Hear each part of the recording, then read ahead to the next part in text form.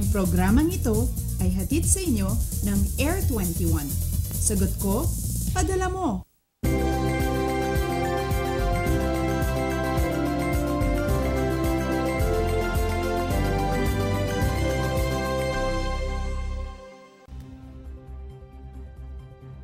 Diyos marahay na aga Luzon, malipayong adlaw Visayas at maradyaw na buntag Mindanao.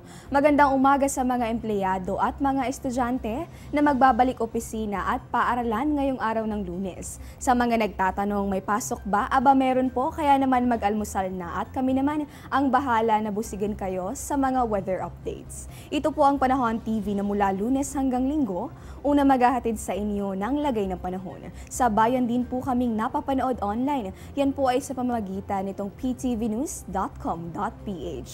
Ako po ang muli ninyong makakasama at maghahatid ng mga dapat ninyong malaman sa lagay ng panahon ngayong araw ng Lunes, July 4, 2016. Ako po si Desiree Zonyo. Bago po ang lahat, isang low pressure area sa loob ng Philippine Area of Responsibility, isang bagyo sa labas ng Philippine boundary.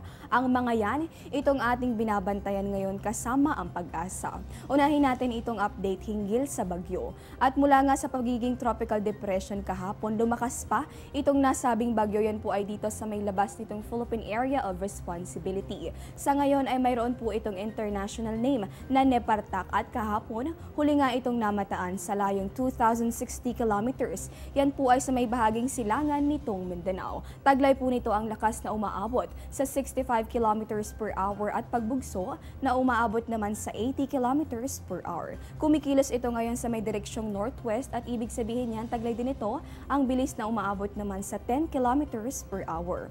At kahapon lamang isa namang low pressure area o LPA itong namataan. Dito po yan sa loob ng Philippine Area of Responsibility.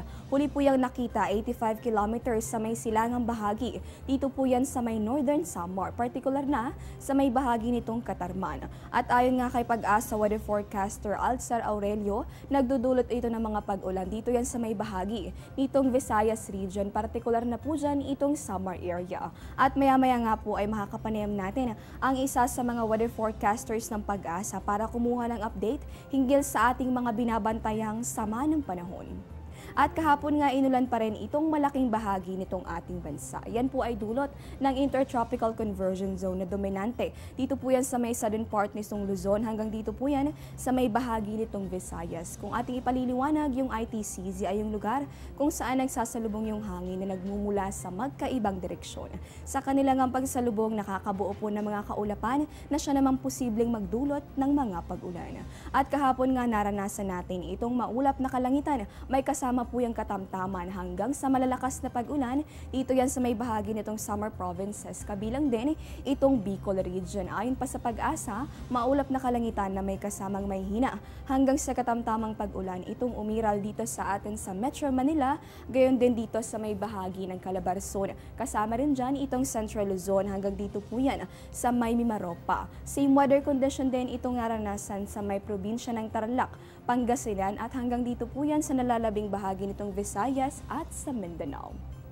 At sa punto pong ito, astronomical data naman tayo. Kung balak mo namang mag-morning walk sa may Quezon Memorial Circle o kaya naman ay sa Luneta, posible mo namang abangan ng sunrise over Metro Manila. Yan po ay sa ganap na 5:32 ng umaga at dito naman sa may bahagi nito nga Metro Manila pa rin inaasahan natin itong sunset pagpatakbuyan ng 6:29 ng gabi.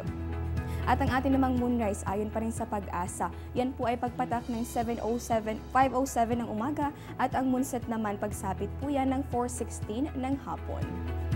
At sa ating namang phase of the moon, inaasahan pa rin natin ang new moon. Sa ganitong phase, halos hindi visible ang buwan kung saan ito ay nakalinya kasama itong araw sa iisang ecliptical longitude sa ating kalawakan. Itong new moon ay ikinukonsiderin bilang unang phase ng buwan. At check naman natin ang ating tides courtesy of Namria along Manila Bay. Ang high tide posible po yung umabot sa 1.39 meters. Pagsapit naman itong 9:09 ng umaga at dako nga 5:37 ng hapon inaasahan natin itong low tide. Yan po ay nasa -0.10 meters. At dahil nga nagpapatuloy itong mga pag-ulan, kuha naman tayo ng updates dito sa mga pangunahing dam dito sa atin sa Luzon. So kabilang nga sa ating mga binabantayan kung pag-uusapan ang bahagi nga ng Pilipinas, itong bahagi ng Magat, Pantabangan at itong Magat Dam. Sa pinakahuling datos nga nitong Pag-asa, nagkaroon pa rin ng pagbaba na umabot sa 0.18 meters. Dito po yan sa may Angat Dam sa Bulacan. Sa may bahagi naman itong Isabela, partikular sa may Magat Dam, malaki yung binaba, umabot po yan sa 0.59 meters sa mga nakalipas na oras. Dito naman sa bahagi ng Pantabangan Dam sa Nueva Ecija sa ngayon ay nasa 186.71 meters na lamang itong level ng tubig matapos pong makapagtala ng pagbaba na umabot naman sa 0.27 meters nitong mga nakalipas na oras. Simula pa lamang po yan, magbabalik pa kami matapos ang isang paalala. Get timely and reliable Philippine weather information anytime, anywhere through the Panahon TV mobile app, a multifunctional mobile app that brings you weather updates sourced directly from Pag-asa. The app provides a complete 3-day weather forecast at your location. It also allows you to ask or share the weather to the community. It has auto alerts for thunderstorm advisory, rainfall warning, and storm signals over your area. Download for free today, available at Google Play Store and iOS.